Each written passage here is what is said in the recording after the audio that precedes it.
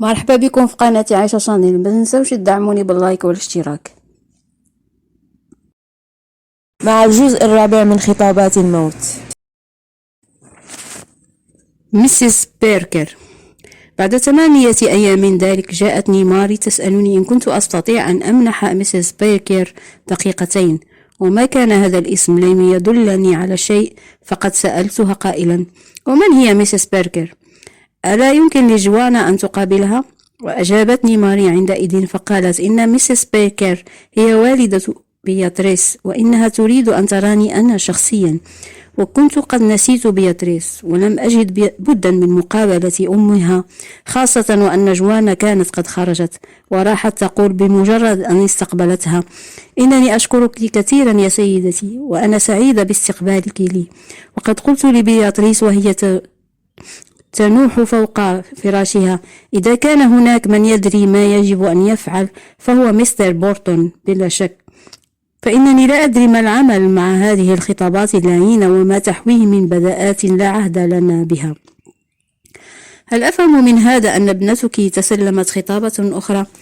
كلا يا سيدي، ليست هي، إنها لم تتسلم غير ذلك الخطاب الذي تركت العمل على إثره. أؤكد لك أنه لم يكن هناك أي مبرر لكي تترك العمل. لا حاجة بك إلى هذا القول يا سيدي، فإنني أصدقك. ثم إن ماري قالت لي أنك لست من هذا النوع من الرجال. لم يكن الخطاب غير أكاذيب طبعا، ولكن كان من الأفضل أن تترك بياتريس العمل، لأنك تعرف طباع الناس وتعرف كيف يتكلمون. إنهم يقولون أنه ليس هناك دخان من غير نار. وكنت أرجو أن تنتهي هذه القصة على خير، ولكن خطيبها جورج جاءه أحد هذه الخطابات القذرة وهو يعمل ميكانيكيا في الجراج، والخطاب مملوء بالقدرات التي تدور حول بياتريس وكيف أنها تلتقي بشاب يدعى توم. وهذا غير صحيح طبعا، ولكن جورج جن جنونه وجاء إلى البيت وقال لبياتريس أنه لن يطيق ذلك ولن يسمح لها بأن تخرج مع غيره.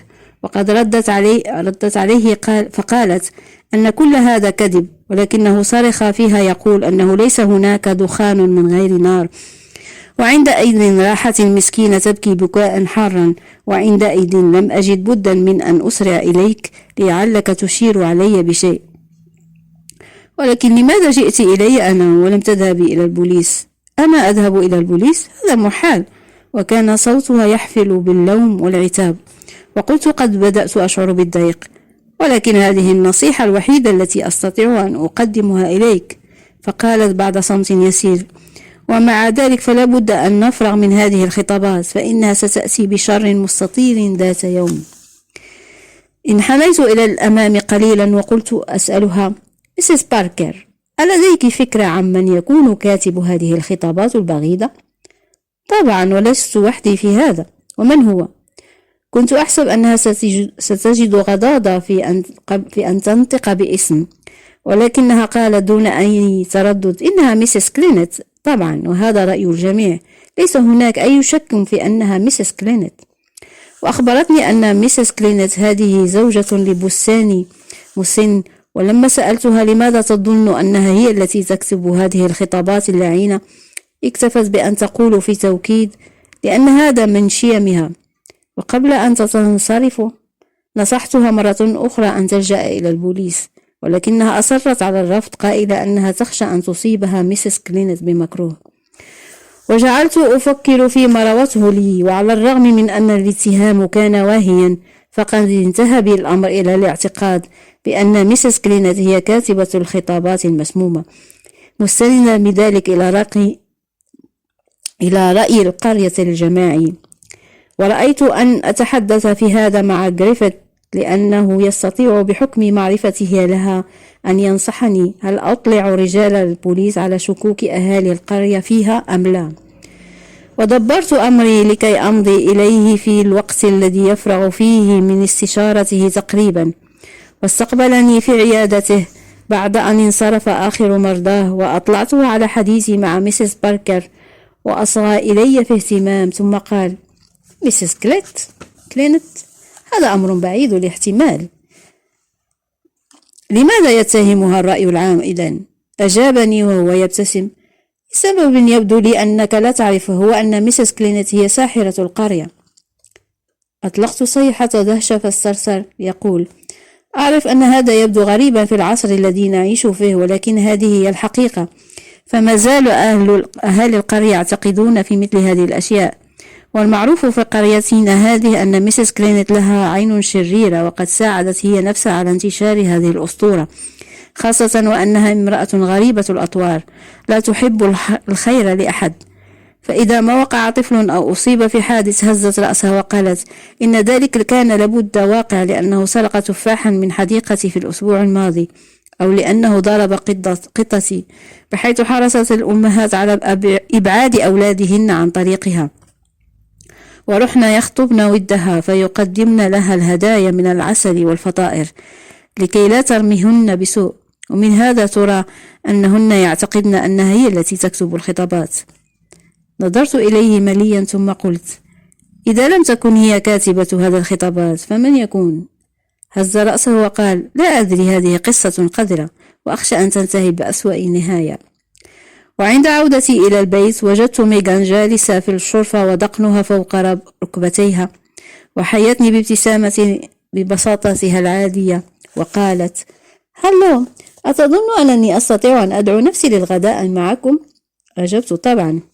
وتركتها وأسرعت لكي أقول لماري أن تعد الغداء ل3، ولم تبدي أي اعتراض طبعا، ولكنني فهمت من تصرفها أنها لا تكن أي احترام لميغان.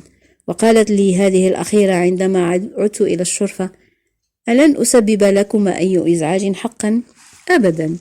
وأخرجت علبة سجائري وقدمتها مفتوحة إليها، فاضطرم وجهها وأن أتت بحركة تدل على الرفض قائلة: شكرا لك، وإنها لمكرمة منك أن تقدم لي سيجارة، كما لو كنت شخصا له اعتبارا.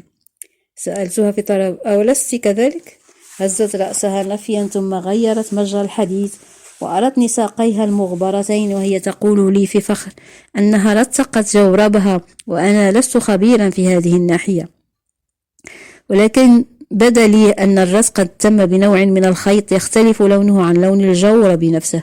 وسألتني بعد ذلك قائلا: هل تقوم أختك برتق جواربها؟ وأعترف بأنني بذلت مجهودا كبيرا لكي أتذكر ذلك، ثم قلت: لا أدري، أظن أنها تكتفي بشراء جوارب أخرى غير التي تتمزق.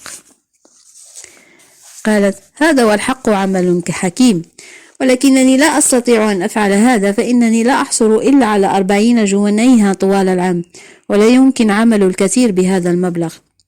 وإذ وافقتها على ذلك أردفت تقول: لو أن الجوارب كانت سوداء لسبقت ساقي بالحبر، هذا ما كنت أفعله على كل حال وأنا في المدرسة. وكانت ميسيس باتورتي حولاء، فلم تكتشف أمري أبدا، كانت طريقة عملية، لست أشك في ذلك.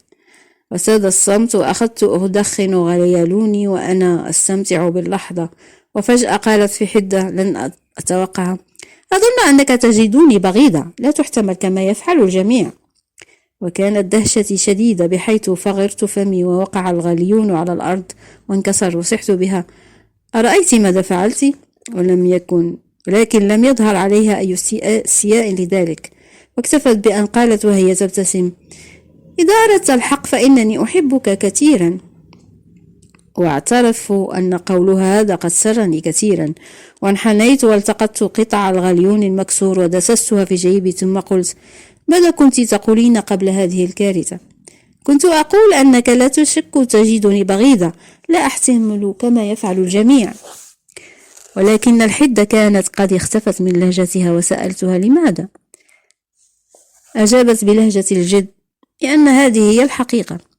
قلت لها أن تكف عن نطق بمثل هذه الحمقات، ولكنها ردت علي قائلا: أعرف أن هذا صحيح، فإنني لست غبية كما يتصور الجميع. أما الشيء الذي يجهلونه فهو أنني أعرفهم على حقيقتهم تماما، وأنني أمقتهم لهذا السبب. تمقتينهم؟ نعم، ولو أنك كنت مثلي وتعرف أنهم ينظرون إليك ما لو كنت حثالة لا ضرورة لها لأحسست بنفس ما أحس به. هل أنت واثقة مما تقولين؟ ألا تتصورين أمورا لا وجود لها؟ ألا تعانين من انهيار أعصاب؟ هزت كتفيها وقالت: كلا. ولم أبعد عن الحقيقة فيما قلت لك، أن أمي لا تحبني، ولا ريب لأنني أذكرها بأبي، وكانت شرسا في معاملتها لها، وقد كان الأمر سهلا يسيرا، وطالما كنت في المدرسة الداخلية. أما الآن أن أمي تفضل أن تكون وحدها مع زوجها وولديها. قلت في بض: أظن أن الموقف ليس من السوء كما ترين يا ميغان، ولكن إذا صح ما تقولين فلماذا لا تمضين إلى مكان آخر وترتبين حياتك وفق ما تشائين؟ ابتسمت ابتسامة خافتة ولم تعد طفلة كما كانت من قبل، وقالت: أتقول لماذا لا أمضي إلى مكان آخر؟ ولكن كيف سأعيش؟ تستطيعين أن تكتسبي حياتك. وكيف ذلك؟ وماذا أفعل؟ هناك أشياء كثيرة يمكنك أن تفعليها، إمساك الدفاتر أو الاختزال. هذه أمور لا أستطيع أن أفهم منها شيئا. وأمسكت فقلت: أستحتها. وكانت قد حولت رأسها واستقر رأيه أخيرا على أن تنظر إلى. كان وجهها شديد الاحمرار وفي عينيها دموع. قالت: ثم لماذا أمضي؟ إنهم يريدون إرغامي على الرحيل ولا يريدونني، ولكنني سأبقى لا لشيء إلا لمضايقتهم. إنهم جميعا أشخاص قادرون، وإنني أمقتهم جميعا، وأمقت كيمستوك معهم. يعتبرونني غبية ودميمة. سوف أريهم. وكانت قد استعادت لهجتها الصبيانية التي تثير الشفقة. وسمعت وقع أقدام على الحصى في الشرفة التي خلف البيت، فأسرعت أقول: انهضي، ادخلي من غرفة الطعام واصعدي إلى الطابق العلوي، وامضي إلى دورة المياه في آخر الطرق، أسرعي. ووثبت واقفة، وما كادت حتى ظهرت جوانا في أول الطرقة، وصار حتى أقول وهي تجلس بجواري وتجفف وجها بإشارة في يدها: يا إلهي، إن الجو حار جدا. إنني مشيت كثيرا اليوم، لا شيء إلا لكي تكون للغلبة على هذا الحداء اللعين. إنني فكرت في شيء يا جيري، أظن أن يجب أن تقتني كلبا. وهذا رأيي أيضا، وبهذه المناسبة سنتناول ميغان الغداء معنا اليوم. حسنا، هل تحبينها؟ نعم، فهي أشبه بهؤلاء الأطفال الذين نقرأ عنهم في القصص الخرافية، هؤلاء الأطفال الذين يتخلى أهلهم عنهم ويثيرون الرثاء والشفقة. ولكنني سأصعد الآن إلى دورة المياه. هذا محال لأن ميغان فيها الآن. جلست جوانا وأخرجت مرآة صغيرة من حقيبتها وراحت تتأمل وجهها فيها، وقالت بعد فحص دقيق: إن هذا الأحمر لا يناسبني أبدا. وعادت ميغان في هذه اللحظة وقد هدأت وكانت قد غسلت وجهها، وحينها حيتها جوانا قائلا: إنك أحسنت صنعا إذا جئت لتناول الغداء معنا. وأقبلت ماري لكي تقول أن الطعام جاهز، فنهضت جوانا قائلا: هلم بنا فإنني أموت من الجوع. وتأبطت ذراع ميغان ومضت معها إلى غرفة الطعام.